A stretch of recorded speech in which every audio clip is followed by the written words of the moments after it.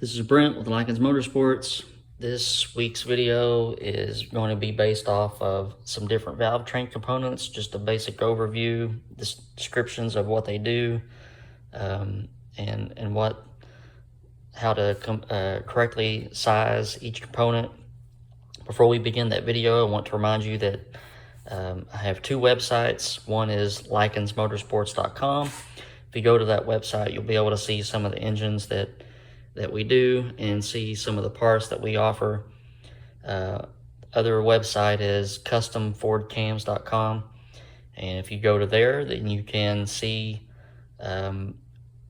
what you may need in terms of a camshaft for your engine. I have a cam form on there that you can fill out and email to me, and I will say that if you're running a Ford and you are running a cam that has 6 degrees split on a 110 or 112 lobe separation with 4 degrees advanced, you are running a universal cam, and that cam is 99% sure not the correct camshaft for your engine. So fill that form out, send it to me, and we'll see what specs you would need to make your engine most efficient. All right, so let's begin with the lifter. And the lifter is what directly interfaces with the camshaft. The lifter contacts the push rod, which contacts your rocker arm, which actuates your valve and your valve spring. There are many types of lifters. You have hydraulic lifters. So a hydraulic lifter has a plunger down inside of it that is hydraulically actuated by oil pressure, and that's what keeps your valve opening. Hydraulic lifters take preload, so you actually push the plunger a little bit down a little bit to preload your hydraulic lifter. This is a solid or mechanical lifter, roller lifter. There is no plunger inside. There's no oil pressure that keeps the valve open. Everything is solid and mechanically actuated. This is a roller lifter. Then you have your flat tappet lifters. They look completely different. No rollers on the bottom. If this were a flat tappet camshaft, the lobe would contact this lifter directly. And these work by the spin during operation, and that's what helps keep the lifter and the cam from wearing. On a flat tappet cam, the lobes are actually ground with a little bit of taper from side to side, and that makes the lifter spin, the push rod spin. That makes everything nice and happy. So lifters are also sized by diameter. Small block, big block Chevrolet 842 lifter, small block Ford FE, big block Ford 875 diameter. Then you get into your aftermarket parts. Well, before that, your Chrysler stuff is a 903, 904. Then you get into your aftermarket sizes. This is a 937, and then you can get a 1-inch lifter. But obviously, the larger the diameter of the lifter, the more capacity it can handle, the more spring pressure it can handle, the more RPM it can handle.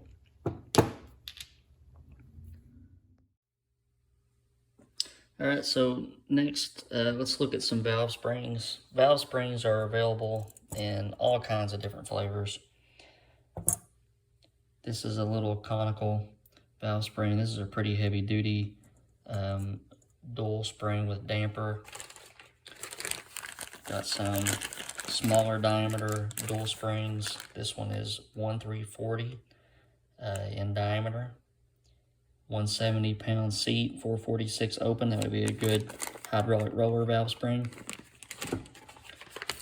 This is a pack spring, 230 seat, 580 open. A little bit larger. It's about a 1/500 diameter. Be a good mild solid roller valve spring. So if we look at the diameters I generally try to find small diameter valve springs, because when you find a small diameter valve spring, most of the time your retainer is going to be small as well, and that cuts the weight down. Here's a little beehive valve spring. I mean, they're just stupid light. And little beehive titanium valve spring, it's even stupider, lighter. But generally, the smaller the valve spring, the better off that you are. And my 352 is running a valve spring that's about 1 inch 300 in diameter, with some pretty extensive valve spring pressures, but that lets me run a smaller diameter retainer as well, and that takes the weight off the Valvetrain. So can't get the sizes 100% of the time that we want. Sometimes we have to fall back to the 1.500, the 1.550 valve springs. I haven't run a 1.600 or 1.650 in a very long time. Valve spring technology is improving, seems, by the month. So, you know, valve springs are getting smaller, spring pressures are getting higher. Valve springs are rated by install height, and you can usually look at the package. This one says 170 pounds at 1.810. That's your install height. This one installed 230 at 2 inches. So that one wants a 2-inch install height. If you remember from my other video, the install height is the distance. Basically, when you assemble this onto your cylinder head, the install height is the distance in between your locator and your retainer. So, why does this never behave the way that I want it to? Let's see if we can do this. I need to not hold my camera with one hand. But, so we can manipulate the install height by the retainer sizing, and we'll talk about more about that later. The valve locks and shims underneath the valve spring locator, and changing that install height changes the seat pressure and your coil bind clearance and everything else. You also have your open pressure. This one says 446 pounds at 110, so at 700 lift of 700 thousandths of lift. That's what your open spring pressure is going to be, 446 pounds. This pack 1289. Open spring pressure 580 at 1,300. So that one at 700 lift is going to be 580 pounds. Seat pressure is what keeps your valve seated, is an easy way to look at it. You don't want your valve to bounce. You don't want your valve to float. So you have to change your seat pressure in order to get the system working in the way that you need it to work.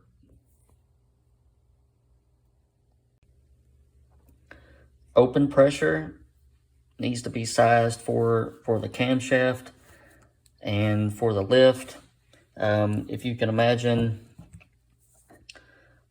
your camshaft actuating the lifters, which actuates the push rod.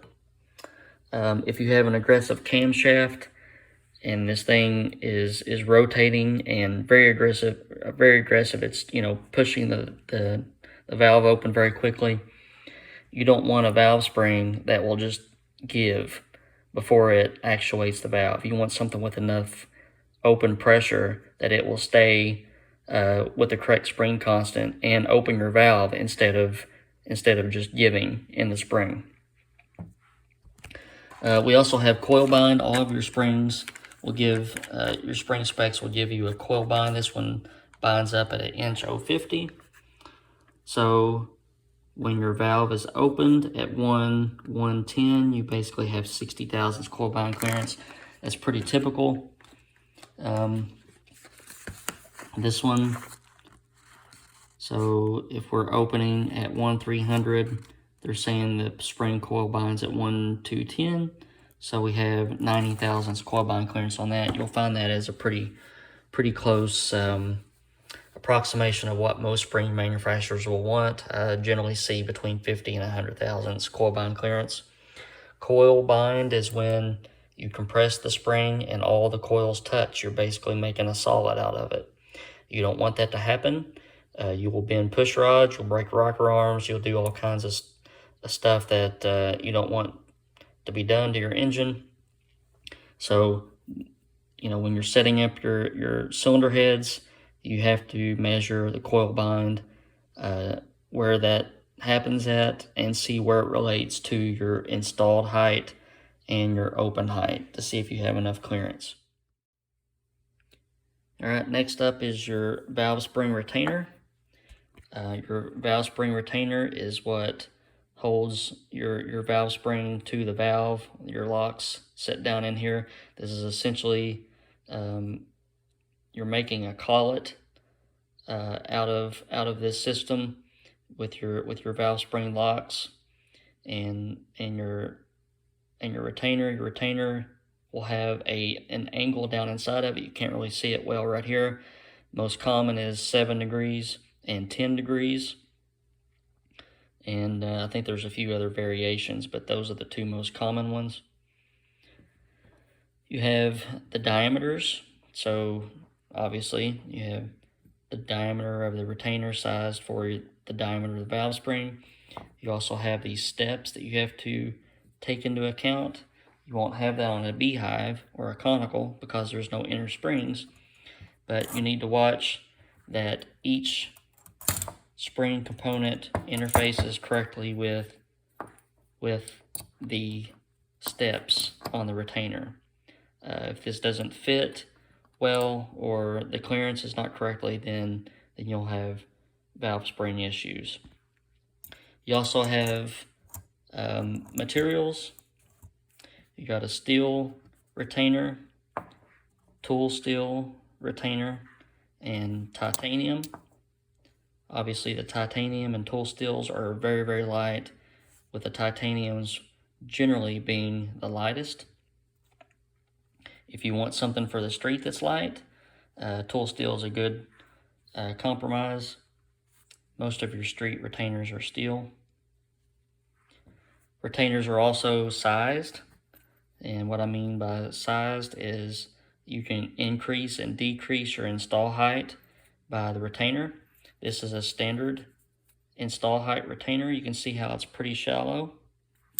This retainer is a plus 100. You can see how it has a dish in the middle of it. So using this retainer versus this retainer would give you an extra 100 thousandths of valve spring install height. The last component of your valve spring package is your locator. Your locator locates the valve spring around your valve guide. So you can imagine the valve guide sitting up like that. The locator would locate the valve spring off of your valve guide. You also have spring cups, which generally locate off the outside diameter of the cup into a pocket in your cylinder head. These are used to keep your valve spring from moving around. So you don't want your valve spring to move on your cylinder head. So the spring is located on the retainer, and it also locates, the spring is located off of the spring locator and also off of the retainer. So when your spring is mashed in between those 2 points, then it's not going to move around, it's going to be rigid. These are generally 60 thousandths thick. There's a couple of variations to that, and you can also get them to fit different valve guide sizes. Shims go underneath the locators if you need to move your spring up or down to increase your install height or decrease your install height.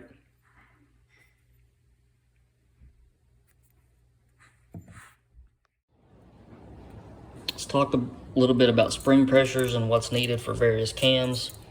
What I'm about to give you is just a general rule of thumb. It doesn't apply to every situation, but for hydraulic flat tappets, we generally like to see anywhere between 80 to say 110, 120 seat pressure.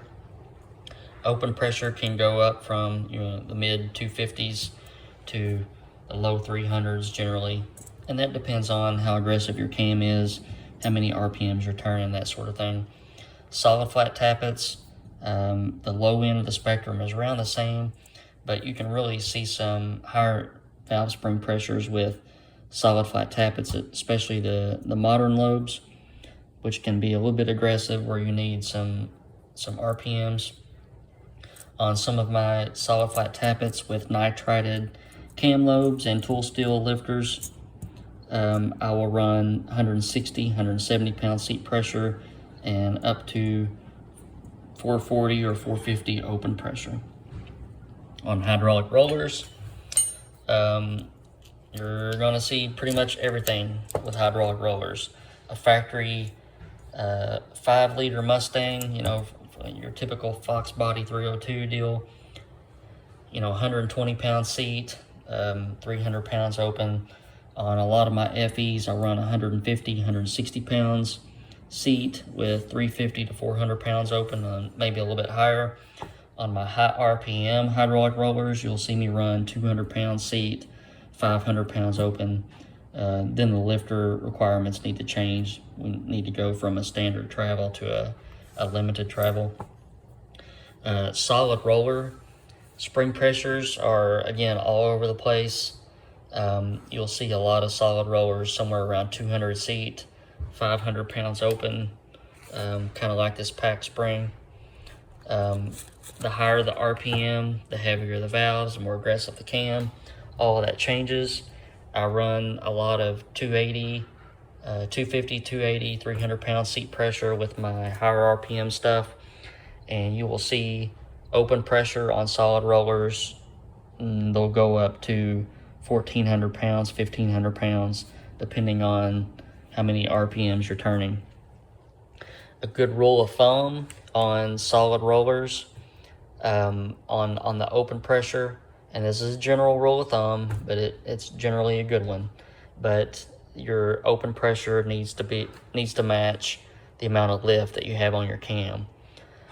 So for instance, if you have a cam that's 700 lift, then you'll see me start to look at spring pressures with the open pressure around 700 pounds, and that'll go on up from there.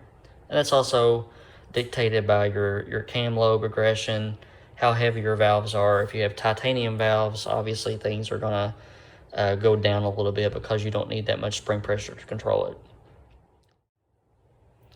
Okay, just a few words about push rods. Push rods are available in all different sizes and diameters and functions. This is a 5/16 diameter push rod. It's a 105 wall thickness. This would be used for FE hydraulic roller. This has got a ball on each end that I use with hydraulic roller lifters and my non-adjustable roller rockers. This is a 7/16 heavy wall push rod for higher RPM solid roller applications. 165 wall thickness double taper. You can see the taper on each end. That gives you more clearance at the rocker arm and at the lifter. This is a 1/2 inch diameter push rod for really high RPM and high spring pressure applications. They go bigger. This is a 9/16. You can really see the difference between the 5/16 and the 9/16. All of these push rods are ball, so it's ball on each end. On your Mopar and FE factory style rockers, you'll have a ball on one end and a cup on the other end. So your rocker arm adjuster would have a ball on this end. So these are sized by diameter. The diameter is usually dictated by how much room you have in your cylinder head or your intake manifold in the case of an FE, what size guide plates you're running, that sort of thing. You won't hurt anything by running a large diameter push rod. I would call the push rod, the weight is basically negligible because it's floating in between the lifter and the rocker arm. So if you're worried about adding weight there, don't. Basically fit as big of a push rod as you can in your application. That will take the harmonics out of your valve train, and you'll see more lift at the valve because of it. All right, guys, so that's the end of the video for this evening, or for this morning, for this weekend, whatever you want to call it. I appreciate you watching, and I know a lot of these videos are generalized. If you want to hear me talk about something very specific that you would like to hear information on, by all means put it in the comments section, and maybe we'll do a Q&A for the next video. So yeah, let's do that. So if you have anything that you would like for me to speak about, put your question or your comment in the comment section, and I'll make a list and try to get to those next week. We'll just go through a list and talk about different things. So this is Brent with Lykins Motorsports. Again, thank you very much for watching. Hit that like button, hit that subscribe button, and I appreciate you all very much. Have a good weekend. See you next week.